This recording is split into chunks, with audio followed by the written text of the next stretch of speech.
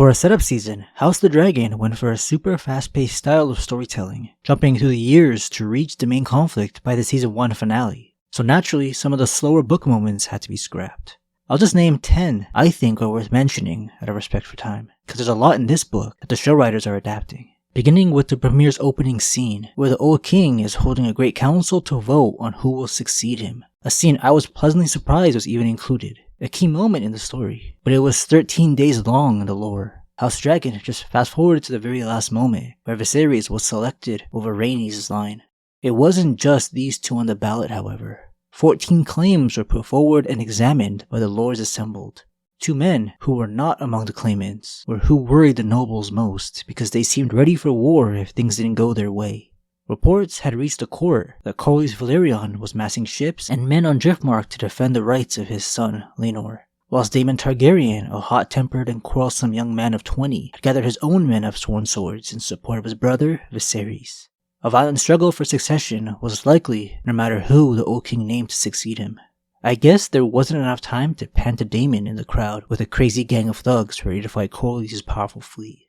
Tensions cleared once the actual votes came in. It was an overwhelming victory for Viserys, because no one wanted to set a precedence where a woman came ahead of a male in the line of succession. If Corlys wanted to fight after the vote, most of Westeros would be against him. A different scene cut from the show early on was actually filmed and everything. Viserys' wedding to Alicent. These are some of the behind-the-scenes photos that got released. I agree this would be way too slow, because the only thing of note would be Alicent's dialogue with Rhaenyra while she helped her prep for the big day, and the even more important foreshadowing scene with Corlys. He shows his frustration about his daughter Laena being passed on by the king by not attending the royal wedding. This is one of the main reasons Corlys teamed up with Daemon in his conquest over the Stepstones, behind the king's back. The Sneesake's massive ego is warranted though. Only someone as loved and accomplished could get away with starting a major war behind the Targaryens' back. During the war on the Stepstones, Daemon got some news about his estranged wife in the Vale. Rhea Royce died in an accident. It was the best news Daemon got in years. In the book's version of the story, the rogue prince had nothing to do with the head injury. The show hints at Daemon speaking with the ruler of his wife's kingdom to take her family castle and lands, but it never happens. Well, as far as we know, because the very next episode was another time skip. He does visit Lady Jane Eyre in the books, however. Despite being Rhaenyra's cousin, Lady Jane Eyre coldly turns Daemon away, saying he is not welcome in the Vale for how badly he treated and spoke of his wife. There's a reason why Rhaenyra made sure Daemon went to the Riverlands to bring those lords over to her cause. None of them know how twisted he could be at times. After Daemon couldn't have the Castle Runestone or Rhaenyra's hand in marriage, he looked to his new friend, the richest man in Westeros, Corlys.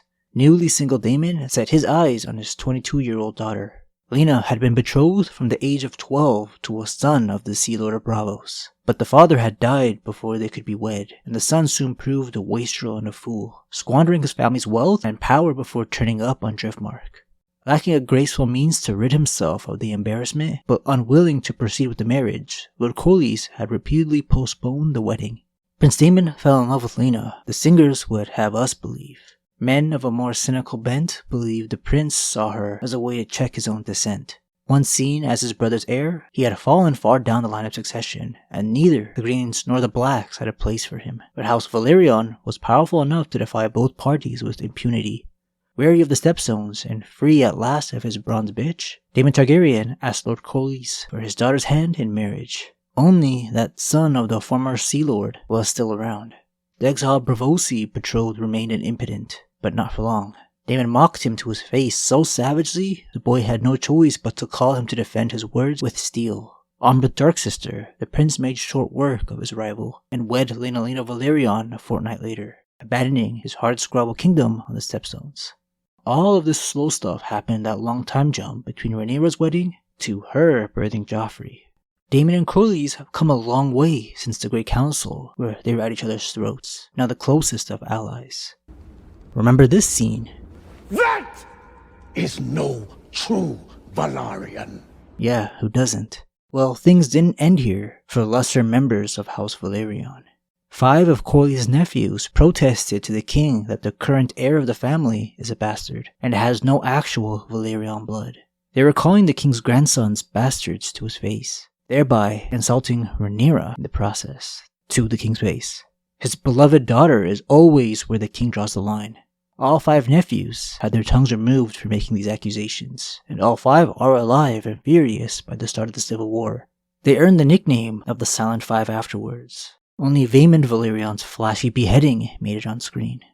I, as well as 1,000 other readers, question why Viserys and Alicent's youngest child, Daemon Targaryen, wasn't introduced in the first season, despite being recognized in the intro credits and even House of the Dragon's official website.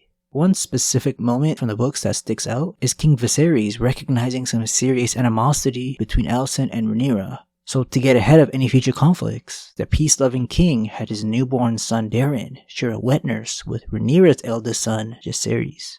Daeron's entire existence was too slow for House of the Dragon though, so we'll never see that interesting storyline play out. Didn't help much, the kids were clawing each other's eyes out before the age of 10. It was more showing off King Viserys' character and how simple of a man he was. He's a whole other beast in the show, far more complex and profound. There's not much going on with Rhaena and her twin sister Baela Targaryen in the first season, considering they are Daemon's daughters. The whole thing with them is Daemon favoring Baela over her twin because she's a dragon rider, while Rhaena is still walking around with an egg, praying for it to hatch one day and get her father's approval.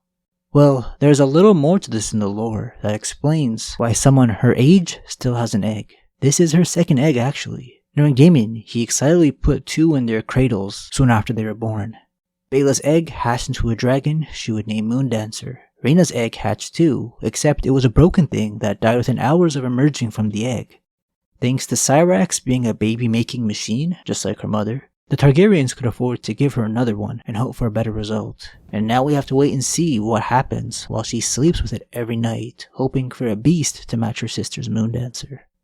Number 8 is the aftermath of Harrenhal's fire. After the flames died out in the largest castle of Westeros, none of the characters questioned what happened on screen. Some rumors spread of who may have been involved in the targeted murders of some of the most powerful men in this era. The Hand of the King, Lionel Strong, and his son, Harwin Breakbones. While the show straight up shows us who was the mastermind of the arson attack, the books have different characters hinting at 4 suspects. Corlys Velaryon, Daemon, Viserys, and Larys Strong. I remember reading Fire and Blood and not having any idea who actually did it, because Larys was a mystery to everyone with no clear motives or dialogue. Viserys would have never done it. While Corlys, maybe, as a way of getting back at Harwin for fathering the heirs instead of Laenor Velaryon. That's if Corlys wasn't aware of his son's sexuality. It wasn't much of a secret, which I'll get into later. Daemon taking out Harwin and even Laenor was always a high possibility, just to get to Rhaenyra and be king one day. But there wasn't any time for all these rumors in House of the Dragon. Laenor's open display of love for the knight Joffrey Lonmouth in a tourney is the 9th scene too slow for House of the Dragon. The whole tourney ran alongside with Rhaenyra and Laenor's wedding.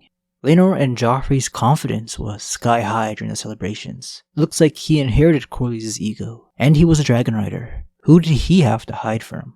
Joffrey wore Laenor's favor in the melee. Giving a knight their favor is customarily what a lady in the crowd gives a knight.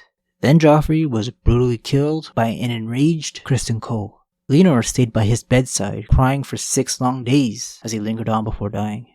The tourney and the wedding were combined in the show to speed up the process. The last moment worth talking about is the juicy drama around Rhaenyra's sexual history.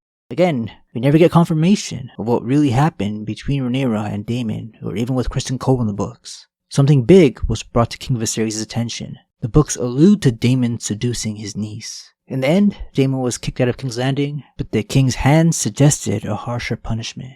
The level-headed Lionel Strong believed Daemon should be executed for treason. He may have considered it for a second, but Viserys could never follow through with something that extreme. He always forgave Daemon, no matter what. Other counselors in the room advised against executing Daemon because of the whole kinslaying taboo, which made things easier for Viserys to decide what to do. But this says a lot about Lionel and how strong his resolution was. If the rogue prince ever got word of how Lionel felt, he would set him on fire without hesitation. There's some more slower moments in Fire and Blood that flesh out the world and characters, but I think these 10 were the most fun. That's it. I'll see y'all later. Thanks for watching.